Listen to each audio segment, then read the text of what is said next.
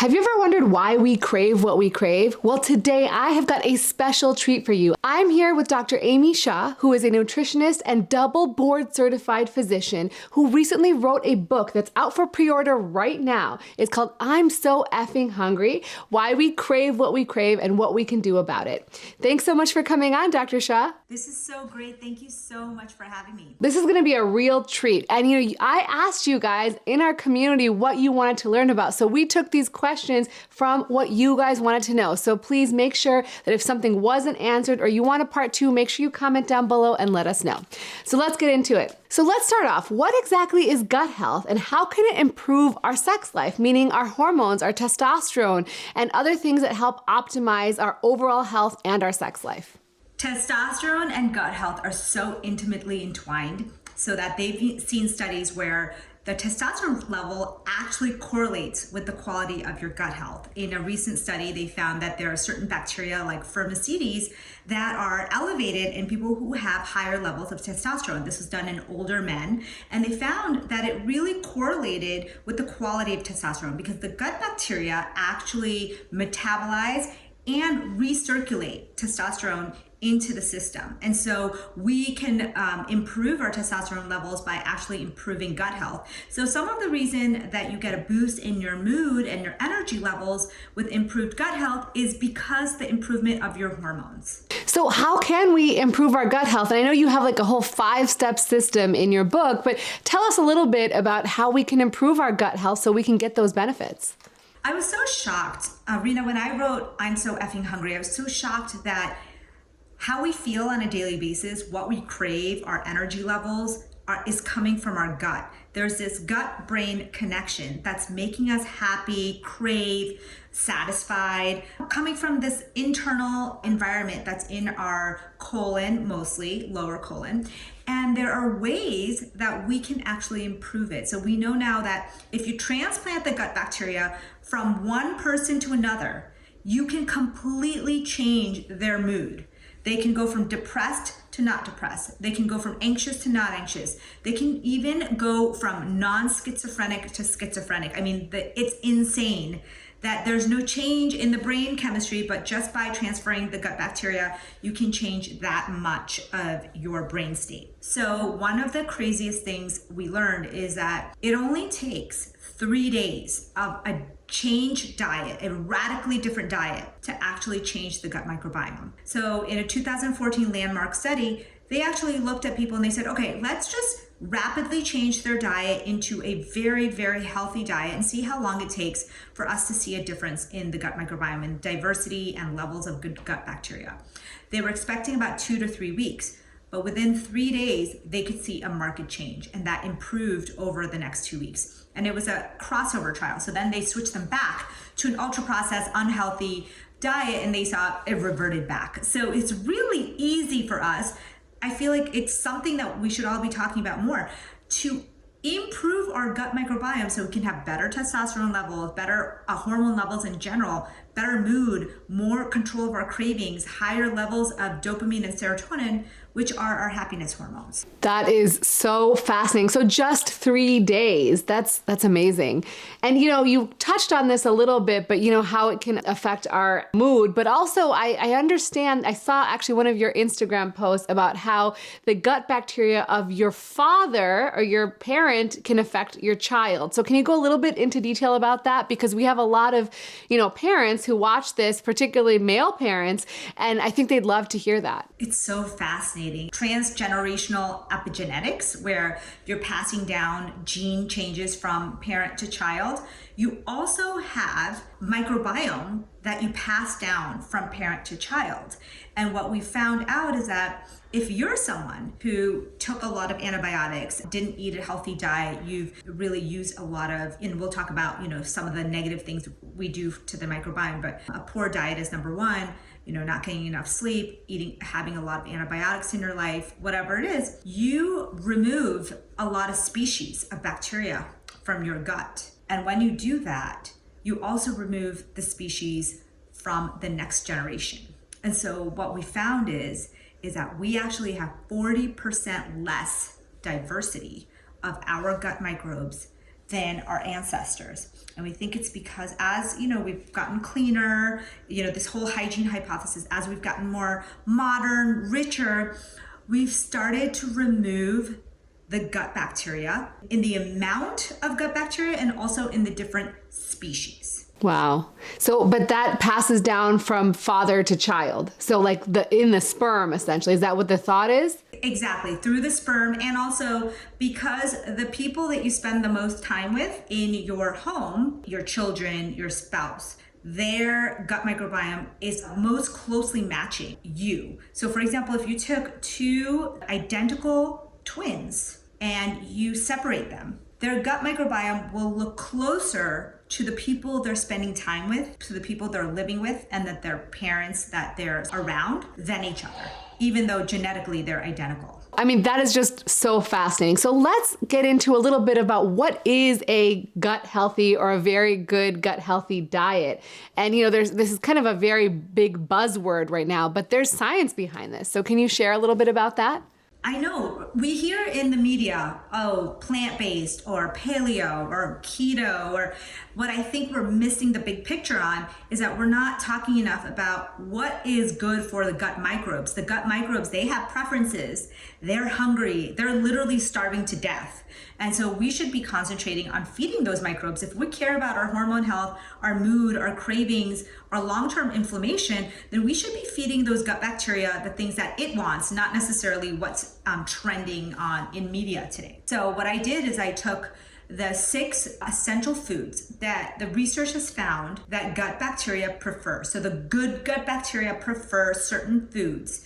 And the bad bacteria, what we consider inflammatory bacteria, they tend to love sugar and other processed fats and things like that. So we really want to be growing the beneficial good gut bacteria that can help us lower our inflammation levels, boost our dopamine levels, our serotonin levels, our hormone levels. And therefore, there's 6 foods that you should be including in your diet every single day. I go through all 6 of those categories because I know that not everybody is going to want to eat kale, for example. So the category that's glucosinolates, which includes kale, but also includes Brussels sprouts and bok choy, all of these other things that contain glucosinolates like cabbage and cauliflower, so that if you didn't like one of those foods, you can pick another one. You just want to get each of those 6 categories in. That's awesome. And then I know that, a lot of people ask about probiotics and prebiotics and what are those and do we need them and are they in that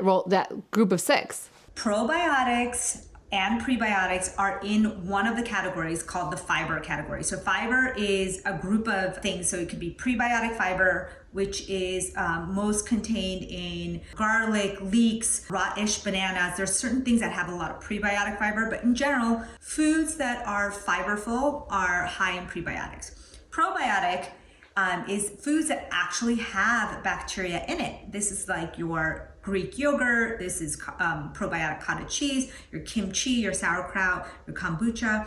These foods are essential in our diet to improve our gut health. Now, the problem is that most people are getting zero prebiotics and 0 probiotics. And so I kind of put them in one category because I thought that it would be easier for people to concentrate on getting one of each of the foods in each category so that it's not overwhelming, because it's hard to go from 0 fiber, which we eat less than 20 grams of fiber on average. 97% of Americans eat less than 20 grams of fiber. To go to a gut healthy 40 grams and above is a big step.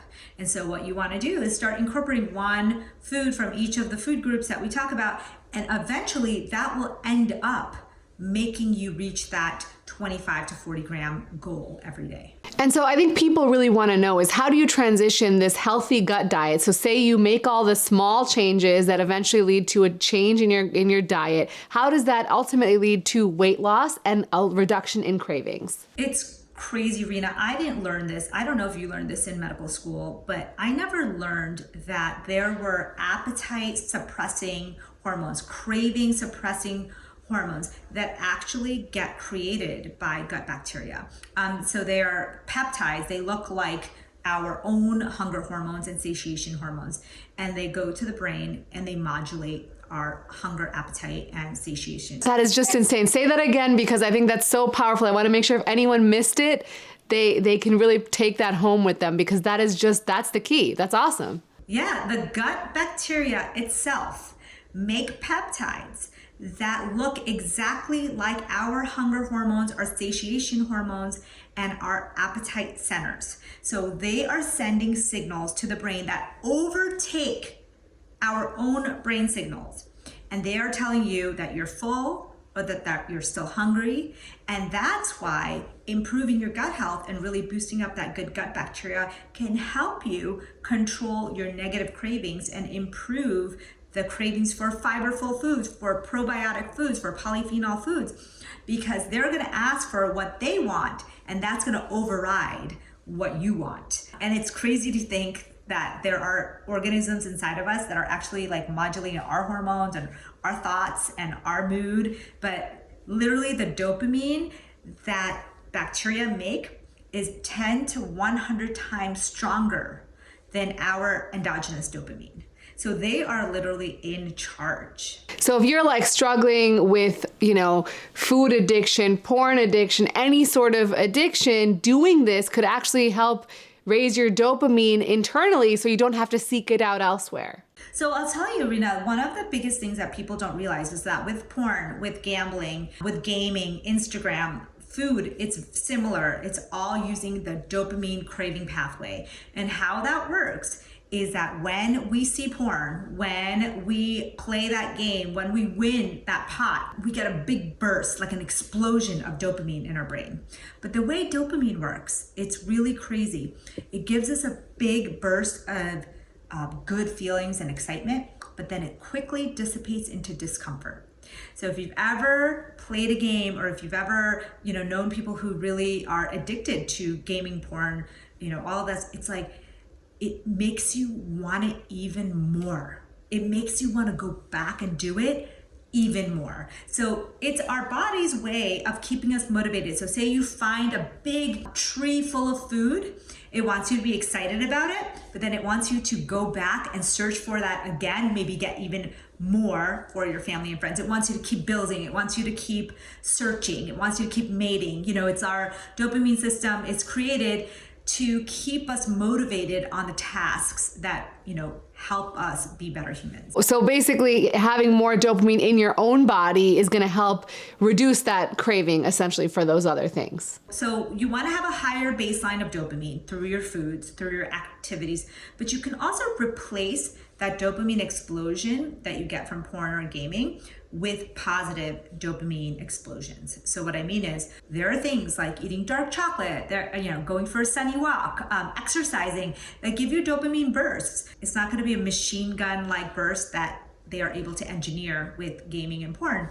It's going to be a water gun spray of dopamine explosion, right? So you have to remember that you're going to have to stack some of those natural dopamine releases and increase your endogenous dopamine by your diet, so that you can start to replace your cravings for positive ones. So that, once you start to realize, wow, okay, that porn, it gave me that huge dopamine rush, but it just kept me wanting more, like the next time. So maybe I change my diet, increase my dopamine levels. I start doing things that are going to give me dopamine bursts in smaller ways, but I'll stack them up so that I can start to wean myself off of this negative addiction, if that's what it is. All right, so I want to ask another thing that's kind of related, but people talk about intermittent fasting. How does that relate to our gut health? Okay, so our gut bacteria, they need rest and sleep just like we do. We have circadian rhythms, and we need time, darkness to repair, renew, and sleep, right? They also have circadian rhythms. In fact, every living thing on this planet has a circadian rhythm. Plants, animals, bacteria, all of it. So they need some time to also rest. They can't be doing their job all the time. And so what we, just how we feel when we're sleep deprived is how they feel. If you're eating late into the night and then you're eating first thing in the morning, you're really not giving them enough rest, enough time to do the other jobs that they have. So for example, the gut bacteria use food and light signals from your body to know when it's day and when it's night. Daytime, they help metabolize, your hormones, food, send signals to the brain. And then nighttime, they also need to rest and repair. So that's why it's so important for us to give them gut rest. Like just, 70 years ago, we didn't have the option to eat huge meals at midnight. Mostly people ate their last large meal at sundown and then maybe had some small snacks, but really weren't eating much before bed. And then, in the morning, you weren't rolling out of bed with like a granola bar and orange juice in your hand. You were mostly, getting through the morning, maybe an hour before you had your first meal. And so what I promote for most of the population is to start with something like that, is really do a circadian-style fast. So intermittent fasting has so many different meanings, but most people could probably do a fast that starts 2 to 3 hours before bed and then ends an hour or so after they wake up. And that will give you a good depending on the timing, between 12 and 15 hours of fasting. And that's really, really beneficial for your gut bacteria, for your brain, for your digestion, all of it. That's awesome. Well, thank you so much, Dr. Shah. This has been amazing. Tell everybody where they can get your book, when it's coming out, where they can pre-order it, because I'm sure everyone here wants to know what are those 6 food groups and what do they need to do to improve their gut health? Because I know I already pre-ordered it. I can't wait for it to come in the mail and read it. I'm really excited. It's called I'm So Effing Hungry. It is available on February 28th everywhere books are sold. Get it from your local bookstore if you can, just to support those guys. Like, back in the day, me and Dr. Malik used to go to bookstores all the time. Now it's hard to even find one. Thanks so much, and I'll put a link in the description, so make sure you check out her book, learn so much more. And again, if you have more questions and want a part 2, comment below, let me know. We love spending time together, so this is just an excuse for us to hang out. All right, thanks so much. As always, remember to take care of yourself because you're worth it.